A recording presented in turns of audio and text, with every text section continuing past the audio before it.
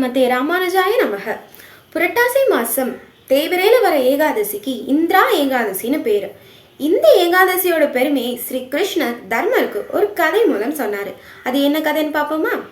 இந்த ஏகாதசி விரதம் இருந்தா நம் முன்னோர்களுக்கு நல்ல கதி கிடைக்கும், நம்மளுக்கு வாஜ்பேய யாகம் பண்ணியா புண்ணியம் கிடைக்கும். முன்னொரு காலத்துல கிருதயுகத்துல இந்திரசேனன் அப்படின்னு ஒரு ராஜா மாகிஷ்மதி அப்படிங்கிற ஊர்ல நல்ல ஆட்சி நடத்திக்கிட்டு இருந்தார். அவர் மிகுந்த விஷ்ணு பக்தன். அவரோட குழந்தைகளோட பேரன்களோட சுகமான வாழ்க்கைய வாழ்ந்து வந்தார். அப்போது நாரதர் அவரோட ராஜசபைக்கு வந்தாரு. நாரதரை கண்ட மன்னனும் மிகவும் சந்தோஷப்பட்டான். அவரை வரவேற்று சிறந்த முறையில் விருந்தோம்பல் நடத்தினான். நாரதர் மன்னனிடம் தாம் யமலோகம் சென்றபோது தன் தந்தை பார்த்ததாக சொன்னார். மன்னனுக்கு கவலை. தர்ம வழியில வாழ்ந்த தந்தை ஏன் யமலோகத்தில் இருக்க வேண்டும் என்று நாரதரை கேட்டார். நாரதர் அதற்கு அவன் தந்தை செய்த ஒரு விரதத்தில் குறை இருந்ததால் அதன் பாபத்தை தீர்ப்பதற்காக யமலோகம் இருப்பதாக சொன்னார். இந்திரசேனனும் நாரதரிடம் இதற்கு என்ன வழி, தன் தந்தைக்கு நல்ல கதி கிடைக்க என்ன செய்ய வேண்டும்னு கேட்டார். நாரதர் இந்திரா ஏகாதசி விரதம் இருக்க வேண்டும்.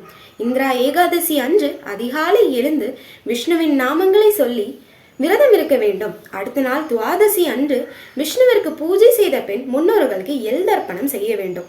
அதன் பிறகு அந்தணர்களை உபசரித்து நம்மால் முடிந்த தானங்களை கொடுக்க வேண்டும். அதன் பிறகு அவரவர் குடும்பத்தினரோடு கடவுளுக்கு படைக்கப்பட்ட உணவுகளை உண்ண வேண்டும். இவ்வாறு விரதம் இருந்தால் உன் முன்னோர்கள் விஷ்ணுவின் லோகத்திற்கு செல்வார்கள் என்று சொல்லிவிட்டு நாரதர் மறைந்தார்.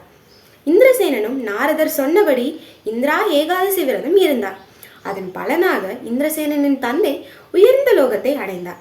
இந்திரசேனனும் நெடுநாட்களுக்கு இந்த உலகத்தில் ஆனந்தமாக இருந்தார். சிறிது காலத்திற்கு பின் தன் பிள்ளைகளை அரசு பதவியில் அமர்த்திவிட்டு தானும் உயர்ந்த லோகத்தை அடைந்தார். இந்த ஏகாதசி கதையை கேட்பவர்க்கும் சொல்பவர்க்கும் அனைத்து பாவங்களும் தொலைந்து போகும்.